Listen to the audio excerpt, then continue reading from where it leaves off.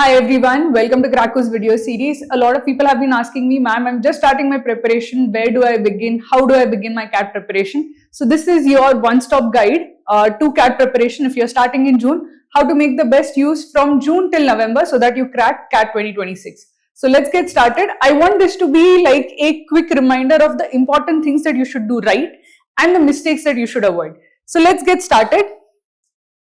So the first thing that I'll tell anybody who is just starting their CAT preparation is that you have to diagnose before you start with the process of preparing for CAT. You have to diagnose where you stand.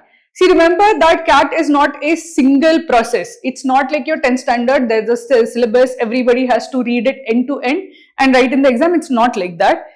It's a test of strategy. Everybody has their own strengths and weaknesses and you have to maximize on your own strengths and weaknesses. You don't have to attempt the entire paper.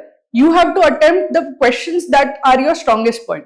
So first thing that you have to realize is what are your strong points? What exactly do you have to maximize on? And that will be different for everyone else. Again, you will have your own weaknesses and there will be sections that you have to clear off individual sectional cutoffs and you have to address those weaknesses. So your journey, your CAT journey will be very different from another student's CAT journey. You have to essentially prepare for what will be important for you to crack CAT. Forget everybody else, because what you have to do is very different from what everybody else has to do. Everybody will have their own strengths and weaknesses. They will have a very different CAT journey from you. Your CAT journey has to be tailored to your strengths and weaknesses. So before you do anything about CAT preparation, the first thing that you have to do is diagnose where you stand. How do you do that? You have to take a zero prep CAT mock. So what is a zero prep CAT mock?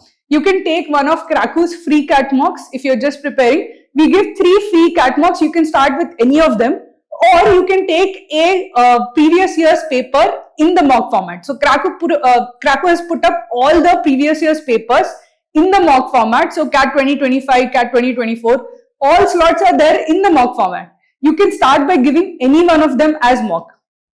Now you might say that I don't even know the syllabus, I've done nothing. How can I give that in the mock format? How can I take the exam before I start my preparation? So you have to remember that most of CAT is something that you've done before. All of it is like basic skills that you would have learned by the 10th standard. So it's not something going to be completely new or completely new syllabus. It's not like physics, chemistry where you have to learn or ratify, not like that. This will be basic reading, which most of you already know. This will be basic logic, which most of you already know, and basic arithmetic, algebra, basic maths, which most of you would already know. There will be some parts to it which you have to learn to do. There will be some parts which you have to master. There's a lot of skill involved. But knowledge like 70-80% would be already there. You might have to refresh on that knowledge, but it won't be that I don't know anything that is there in the paper. So take your zero prep mock, even if you do disastrously in it. It doesn't matter, because it tells you basically where you're starting from. If you're starting from like absolute zero, you know that I have a lot of things to do this year. I have to work very hard from June onwards. It brings clarity that it was terrible. I need to spend 4 hours every single day and then only I'll crack CAT. That clarity is also very important. If your zero prep mock also goes decently, and I'll define what is decent.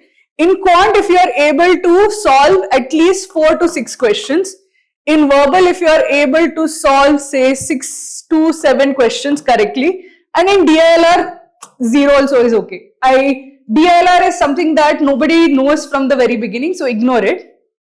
But if you get something positive in it, very good. But if you get 0 also, just don't take it to heart. DILR scares me, scares veterans of CAT. It's just like that section that forget it. But if you are able to solve 4 to 6 questions in quant, and you are able to get 6 to 7 questions verbal correct, maybe 6 to 7 is a bit higher, maybe 4 to 6 here also. This I feel is that you are semi-decent in that particular section. If you are able to solve 4 or 5 questions in quant, 4 or 5 questions in VARC, you are semi-decent in the section.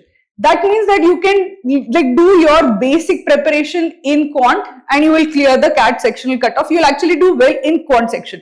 If you do basic preparation VRC, you will clear the VRC sectional cutoff.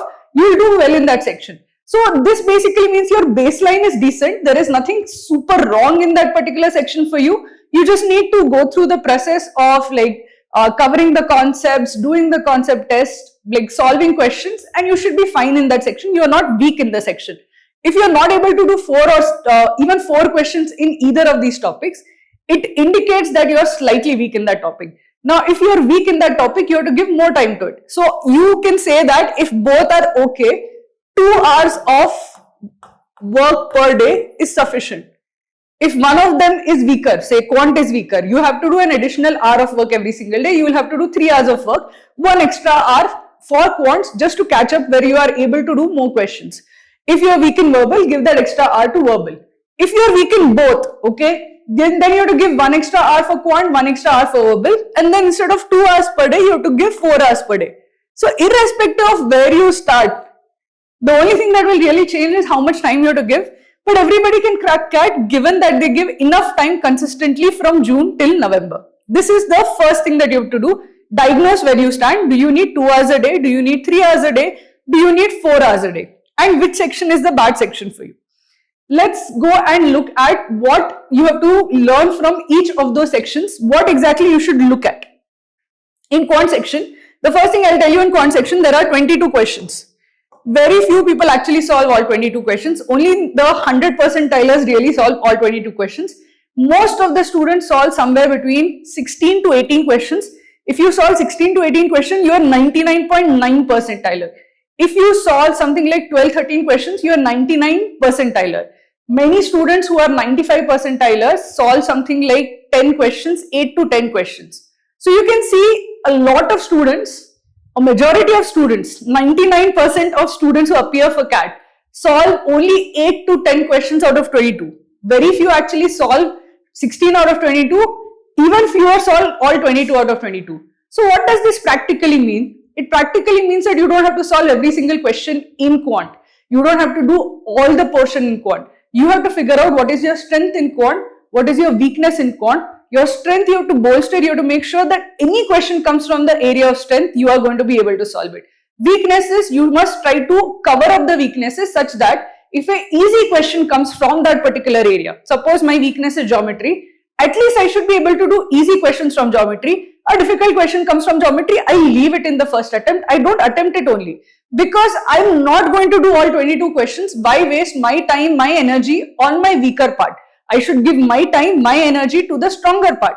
Because these 22 questions, you have only 40 minutes to solve it. Practically, it is very, very difficult to do all 22 questions over there because each of the questions realistically takes about 3 minutes to solve, which means that 40 questions, 16 questions is what roughly most, even the smartest can really solve. 22 questions is exceptional ability. Very, very few people are able to solve it. So realistically, you might end up leaving some questions which you won't solve because they are not your strength. So having a very good idea of what your strengths is, what your weakness is very important because that will determine your strategy of how you spend your time. Most of your time should go in practicing areas of strength. Your areas of weakness, you should know the base concepts properly. You should know the easy questions properly because those you should be able to solve. Okay. The second thing that you should look at is the attempt rate. A lot of people are not able to solve quant questions not because they don't know the concept or they are not able to solve it. They are not able to solve it in the time that is given. Many students can solve a question in 5 minutes, but when the time per question is less than 2 minutes per question, solving it in 5 minutes is actually not optimal. You have to be able to solve fast. That speed comes through practice, that speed comes through repetition. So if you solve a lot of questions, you get that speed. Now that basically means that you have to specialize in a few questions. You have to go deep into certain areas. You have to become a master at a few topics. Then you will get speed in those topics. Then your attempt rate in those topics will also increase. Another thing that happens naturally with practice is the more you practice in a particular section, the more your accuracy also improves. You become just very, very good at certain topics. So remember, in quant, the first thing that you should realize is what am I naturally good at? I have to become a master or an expert in these topics. What am I weak at? I should be able to solve at least easy questions from this topic. The second thing is in verbal. Now verbal, you have 24 questions, of which 16 are reading comprehension and 8 are verbal ability. Now this reading comprehension, I would say that a lot of people can solve all 16 questions. No preparation required, just if you have a reading habit, if you have read regularly, if you read the newspaper regularly, if you read articles regularly, you will be able to do these 16 questions. They are not very difficult. and your accuracy, if you're a good reader, will be around 80% naturally. Without any preparation, it can be like that.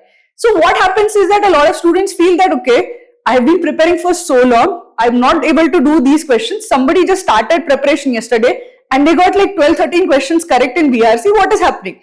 The reason why somebody who can start their preparation yesterday and do better than you in the verbal ability section is that they already have a reading habit. Here, basically, the entire VRC section, especially RC, is a test of your reading habit. You have a reading habit, you will score high. You don't have a reading habit, you are going to struggle in this section. So the first most important thing that you have to do well in the verbal ability section is see what is happening in the RC section. And if you do not have a reading habit, you are not alone. 90% of the students who give CAT do not have a reading habit. Engineers, people who have done BCom, they don't pick up books at all. They pick up only the textbooks, which is not at all connected to this. Many people have not read non-fiction in years. So for all of them, this is like very foreign. But somebody who is, say, from literature, somebody who is in journalism, anyone from a humanities background, generally they have been reading non-fiction for some time. They have a reading habit. They have an advantage over there. So if you have been reading non-fiction consistently for a long period, you already have the reading habit, this will not be a struggle for you. But if you have not been doing that, don't worry, you are in fact the majority. The first thing that you have to do is build a reading habit. So what do you have to do to build a reading habit? You have to read 2 articles every single day. Where do you read these 2 articles from?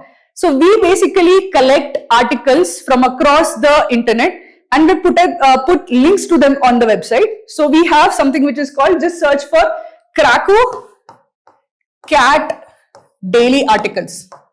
Okay, it's like a repository of good articles that we found on the internet. We provide links to that, so you will go to their own website and see the article over there.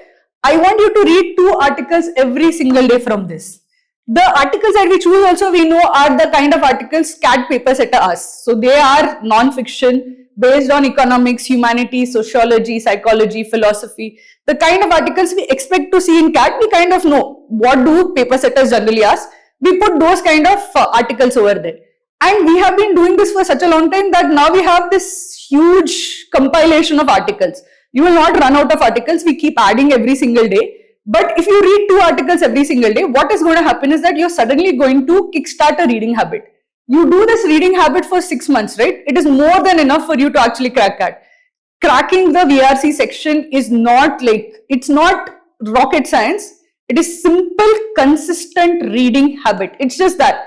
Consistently read 2 articles every single day. Read with intent. Read actively. So what is active reading? Whenever you read a particular passage, write down the main point of each paragraph that you have read. So I generally say that for a lot of students, keep a separate register with you for the articles. Just for the articles, every single day, whenever you are reading an article, every paragraph that you read, you just reflect on the paragraph and say that what is the author trying to say through this paragraph.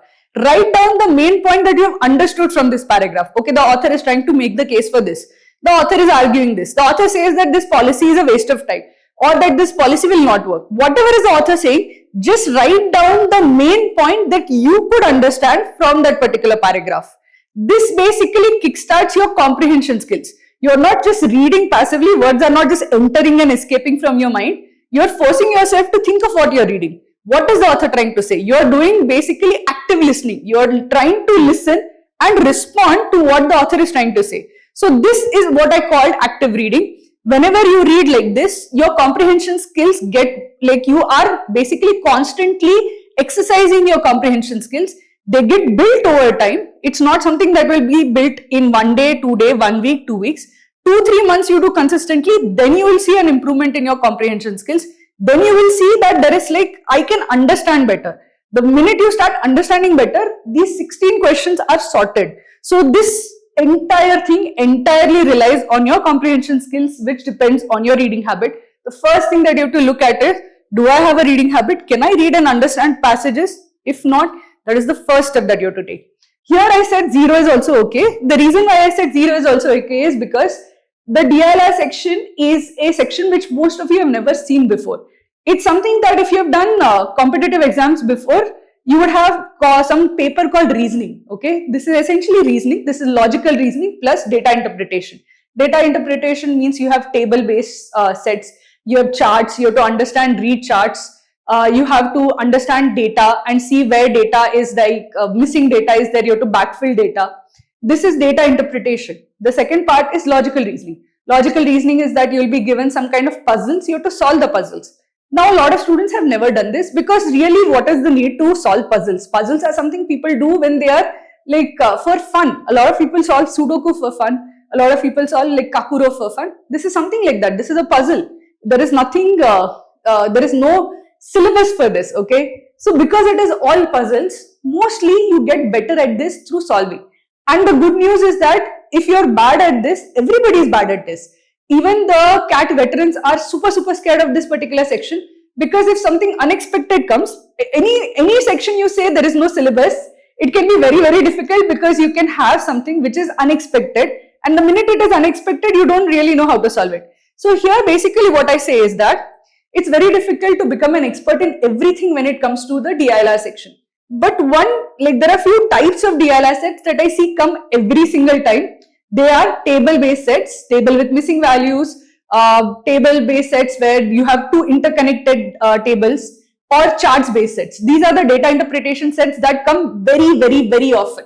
Okay. The second type of sets that come very often are from logical reasoning, which are basically arrangements. So linear arrangement, arranging people in a line, circular arrangement, arranging people around a circle, Einstein's puzzles, basically arranging attributes for people. Okay, which color shirt, which nationality. You will know if you just Google search Einstein's puzzle, you will get an example of it. You will understand it very well. And then enumeration puzzles. So puzzles, arrangements, tables, charts are the four most commonly asked sets in the LRDI section. I say that let's actually make it simpler. Instead of mastering the whole LRDI section, just master these four topics. Solve so many of these four topics that at least anything comes from these four topics you should be able to do. And at least 2 sets will come from this topic. Again, over here there are 22 questions. Okay, there are 5 sets. There are 3 sets of 4 questions each, and then there are 2 sets of 5 questions each. So total of 22 questions are there. Now how many sets do most people solve? In an easy year, suppose like very simple sets are given, then a lot of people solve 3 to 4 sets. This is, for example, consider CAT 2024 was one of the years where very trivial questions had come, very easy sets had come. Some people ended up solving all 5 sets, but most people solved somewhere between 3 to 4 sets. Now CAT 2025 was a tough year. They gave difficult sets. How many sets did people actually solve? Most students solved 2 sets. The good students, 99 percentilers, solved 2 sets. The 95 percentilers or 80 to 95 percentilers solved 1 set. The below 80 percentilers solved 0 sets, meaning literally 0 marks in the LRDI section below 80 percentile. So if you are able to do 1 set directly, you are above 80% of the population. So you can imagine how difficult this section is. So this section is a difficult section. You basically have to get couple of sets right and you're set, you're done. So what I'm basically saying is that you don't have to be an expert in everything, but become an expert in these 4, because that would mean that you are able to solve 2 sets, and 2 sets might just be enough in a year which is a normal year. In a very easy year, you have to do more sets, but then the other sets will also become easier to solve. But in a normal year, when the sets are difficult, 2 sets will be enough. So now let's take a look at how you should approach a quant section. So over here, what I have done is basically arranged the quant section in a decreasing order of priority or a decreasing order of weightage. What should you do first? I put at the top. What you should do second, I put next. What you should do third, etc. And finally, what is of the least importance, I put at the bottom. So what is the most important thing that you have to do well in quant? This is arithmetic. There are 2 reasons why arithmetic is the most important thing that you have to do in quant section. Because out of the 22 questions are there, 5 to 8 questions are from arithmetic. And not only a large part of the paper is arithmetic, these questions are also easy. Generally, one-off question might be difficult from arithmetic, but most of the other questions, 6-7 questions, will be on the easier side. Which means that if you have 7 questions which are easy in your paper, a very high chance all 7 are from arithmetic. And you should basically see that of the 22 questions, I'm not going to do all 22 questions. I'm going to do 16 questions. Anywhere between 16 to 18 questions is a very good attempt. Now, how will I get to a higher attempt? I'll get to a higher attempt if I make sure I don't skip any easy question, because every hard question will take more time. So if I have to maximize on my score, if I have to maximize on my attempt rate, I have to make sure that I don't miss a single easy question. How do you not miss a single easy question? Best way is to make sure that you do all arithmetic, because most of the arithmetic questions are on the easier side. So this is your first priority. The second priority is algebra. This I put second in the list. So this is from linear. So this part is your arithmetic, time, speed, distance, time and work. All of this is arithmetic. The second part in your list is algebra. Okay.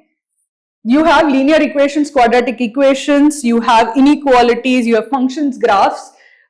Sometimes I also put like logarithms and surds also with it, because most of the times logarithms and surds are part of modern maths. They are not part of algebra as such. But logarithms doesn't come alone. It generally is married, like some algebraic expressions are put into it and then they are asked. So I generally consider it as part of algebra, because you cannot solve using pure logs. Most of the time it is logs plus algebra that is really asked. So here again, this is the second important topic. Again, a lot of weightage over here.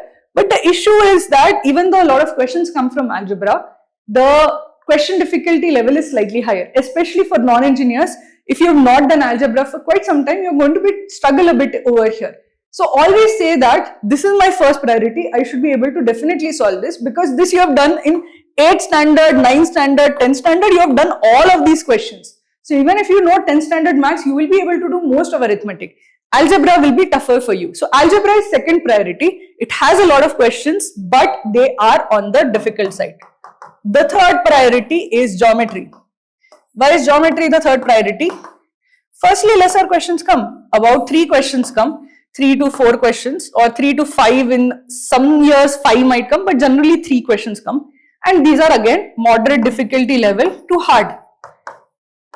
So lesser weightage, harder questions. So they become third priority. After that, you have smaller topics, modern maths, functions and graphs. Then you have progressions and series. You have number systems, remainder theorems. You have probability, combinatorics. All small topics. 1-2 questions will come from these topics. But the thing is that they are, firstly, some easy parts are there. Like for example, number systems, finding HCF, LCM kind of questions are on the easy side. You should never skip those parts. But many of them can be on the tougher side. And secondly, weightage is low. So when weightage is low, the time you should give to it is also low. These 3 things should always be your first priority. These 3 things you should do very well. Especially this one, you should be rock solid in it. If you are not even getting, like say, 6 questions correct in quant, the fault lies here. You have to make sure that this section is very good, because with this section alone, you will get to 6 questions. Then from that, to get to 12 questions, you have to do a little bit correct from every other part. But this is like non-negotiable. Okay. The second part, the second section that you have to focus on, VRC. Now VRC, basically I always feel that because there are 24 questions, 16 are RC questions, 8 are VA questions, and in these 8 questions also 2 is para summary, 2 is para jumbles, which are theta para jumbles, 2 are OOC para jumbles, and 2 are para completion. I'll tell you what each one of them is. Para summary, you will be given a paragraph and you have to figure out what is the correct summary for it. In a way, it is basically similar as reading comprehension, understanding the main point. What you have to do here, you have to do here also. So 18 questions out of 24 test your comprehension skills. Can you read and understand? That's basically it. Okay, 18 out of 24 questions is, can I read this passage, can I read this paragraph and understand what the author is trying to say. The remaining 6 questions, theta para jumbles, theta stands for type in the answer type. That means that you don't get an MCQ questions, ABCD options will not be there, an input box will be there, you have to type in the answer. You will be given 4 sentences, 1, 2, 3, 4. You have to say in what order those sentences should be arranged to form a paragraph. So you say that if I put the 4th sentence first, the first sentence second, the second sentence third, and the third sentence last. If I put it in this particular order, it makes for a coherent paragraph. Then I have to type in 4, 1, 2, 3 into that input box and then I'll get the correct answer. Now the problem with this is, if I consider that there are 4 sentences, how many such possible values are there? That is 4 factorial, 24 such possibilities are there. So the possibility of you getting right is 1 in 24. That's a low possibility case, because in MCQ, even if you put like a tukka, you will have like 1 in 4 chance. Here the possibility of getting right is fairly low, and accuracy generally is low on this. So these are not the type of questions I put a lot of faith in. I don't put a lot of time in them also, because generally accuracy is low over there. I want to maximize my score. What should I focus on? I should focus on this. I should focus on para summary. I will not put a lot of effort over here, because accuracy is on the lower side over here. The second type is OSC parajumble. Again, it is theta type question where you have to put in some value, but there at least it is 1 in 5 chance, because there you will be given 5 sentences, 4 of which, say 1, 3, 4 and 5, if I arrange as 5, 4, 2, 1, 5, 4, 3, 1 makes for a coherent paragraph. That is part of the paragraph. 2 is the odd one out. So I have to basically type in 2 as the answer and say 2 is the odd one out. Here, even if I try to guess, I will get 1 in 5 chance I will get it right. So at least there is some chance of getting it right. So again, there is less accuracy than a normal MCQ question, but there is some chance. So these are not my favorite questions to do. The positive of this is that there is no negative marking, because even the paper setter knows that there is low probability you will get it right. Why unnecessarily pain the student by giving negative marking? So wherever this input box is there, there is no negative marking. So you should definitely attempt it. Just don't spend too much time on it, because they are not good questions to solve. The better questions that you should attempt are these 16 RC questions, the 2 para summary questions, and these 2 para completion are also okay questions. The accuracy there generally for most students is okay. So what should you focus on? Firstly, these 18 questions are the primary target. You have to build comprehension skills to do that. You have to develop a reading habit. You have to read every single day. You have to read different types of RCs, different types of passages. Read a little bit of economics, read a little bit of science, biology, humanities, discrimination, politics, everything you should read. Why? Because if you read from different topics, archaeology, everything you should read. Because if you read from different topics, right, you will get some sense of each topic. So in archaeology, if I read about archaeology, I'll get some idea that, okay, these people go to, like, say, Egypt, dig up, they then classify according to era, they do carbon dating. I'll get some background knowledge of what is happening in archaeology. Then if I read another particular passage from archaeology, I won't be like, okay, what is going on in this passage? I'll have some background information. So if you have some background information, every RC passage from that particular topic becomes an easier read. So the more well-read you are, every further topic from that particular, every further passage from that topic becomes an easier read. The better read you are, the more easy you will find to read anything new from that topic. So your target over here should be to be very well-read. Just read a lot, practice a lot of reading comprehension questions. These 18 questions will be set. Over here, focus on para completion first. But this theta para jumbles, OSC para jumbles, para completion, all of these 6 essentially rely on your ability to create links between sentences. You have to identify, is there links between the sentences? Okay, these 2 sentences are linked to each other. I should say that 3 should come first, then 1 should come next. So if you are able to establish links between sentences, you will be able to unscramble the jumbled paragraph, or you will figure out, okay, these 4 sentences linked together. This one is a lone freestanding sentence, so this is the odd one out. Or in para completion, you will be given a paragraph. You have to figure out the right place to fill the extra line. Like one line is removed from the paragraph is given, and then you have to figure out where does this line fit.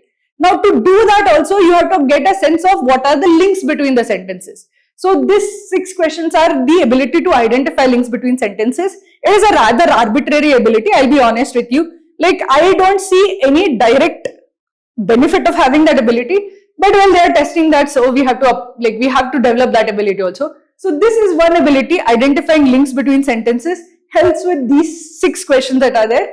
The other most important ability is comprehension skills, helps with this 16 plus 2, 18 questions. Now 18 questions you should focus on, or 6 questions you should focus on? You should focus on the 18 questions. You get those 18 questions right, you're 99.9 percentile. Okay, so remember this part, reading comprehension, learning to read 2 articles every single day, doing a lot of RCs, super important. Everything else is much less important. Okay, coming to the DILR section, everyone's favorite section. Okay, here what do you have to do, what should you do well, and how should you prepare for it? So I basically feel that everybody is not going to do all of the sets that are there. You want to end up choosing. Okay, if I'm very weak in games and tournaments, Games and tournaments comes in the paper also. I'm not going to choose it. So you should be an expert in some types of set. You should be moderately good at some sets. There should be some sets you know you're weak in, but you should kind of be familiar at least with them, so that if nothing happens, like last resort you will solve it, but they will not be your first choice. The things that you should be an expert in are puzzles, arrangements, tables, charts. It is unforgivable if you are not able to solve anything of this, because 2 sets will definitely come from this. 2 sets guaranteed to come from puzzles, arrangements, tables, charts. You should become an expert in them, because they have come so many times. You have like a lot of examples also to go through. Free examples are there. Just go through any previous year's paper. You will find tons of those sets that are there. Again, if you go to our study room also, there are hundreds of like sets that you can solve to become good at puzzles, arrangements, tables, charts. This is priority number 1. Now the remaining types of sets that are there, they come, okay, once in a while they come with lesser frequency, they come with lesser guarantee, but they come. Games and tournaments comes almost 1 slot out of 3 will have a games and tournament set. Team selection, less common, much less common. Scheduling, 1 in 3 slots will have scheduling. Routes and networks, 1 in 3 slots will have. So 1 in 3 slots mean there are 3 papers, okay. You will be giving 1 out of those 3 papers. So there is 1 in 3 chance that you will actually get any of these sets, okay. And you might even then leave the set. So it's not a set that is definitely going to come or that you're going to definitely target. This is definitely going to come in your slot, and if it comes, I would say that you should definitely target it. These are therefore priority number 2. Lower priority sets, you should do it, you shouldn't ignore it, but they become second priority. Priority 1, you should solve 100 sets of each type. 100 of charts, 100 of table-based sets, 100 of arrangements, linear, circular, every arrangement, 100 of Einstein's puzzles, 100 of quant puzzles. Just solve as many sets of that as possible. Here, priority number 2, 50 sets should be enough, and then also pick. If you feel that if it comes also, I'm not going to solve, I hate this particular set, leave it. Don't worry about it. But you should say that, okay, I can do scheduling, I can do routes and networks, I'll do at least 50 of them, so that if it does come, I should be able to solve it. So this is basically the priority order in which you should go for DILR. Now, how do I prepare? Okay, I've given you all this gyan, okay, how you should actually target it, what you should target, but how do you really prepare? So here we have a structured way of preparing for CAT. Do check out our Kraku course. So we have courses starting this Monday.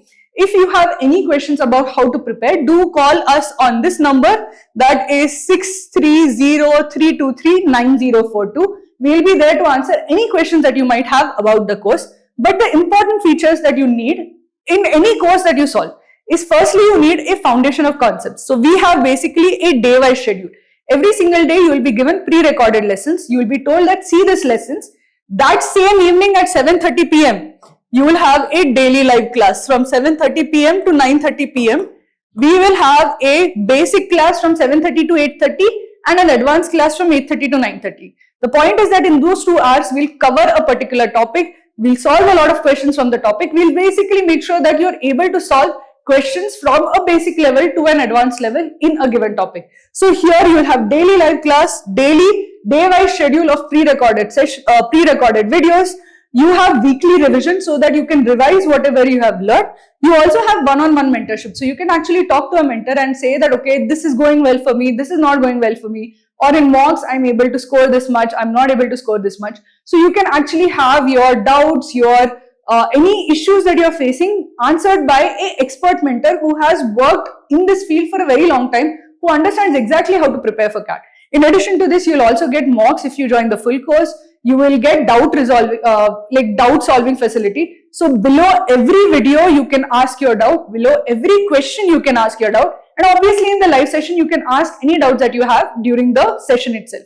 So we make sure that every doubt that is asked gets resolved within like 90% of our doubts get resolved within like a 3-hour window, and any of the others get resolved within 24 hours. So we are very, very proactive in solving any queries that you might have. So if you're looking for a structured way to prepare for CAT, do take a look at our latest batch which starts Monday, and do contact us on this number if you have any questions related to this course. So I hope that you guys put in your full effort for the next 6 months. These 6 months will basically decide the trajectory of your life. If you make the best use of these 6 months, work very, very hard, you will get into your dream B school. Your career trajectory from there will be very different than if you get into a tier 3, tier 4 lower ranked B school. So always remember, these 6 months you have to sacrifice. You have to sacrifice your free time. You have to sacrifice like scrolling on Instagram. You have to sacrifice all of those things, and you have to make the best use of that time to crack CAT. So I wish all of you the best of luck, and I hope to see all of you guys in our success meet, in our success stories, and I hope to see all of you get into the best B school that you can. So goodbye and best of luck.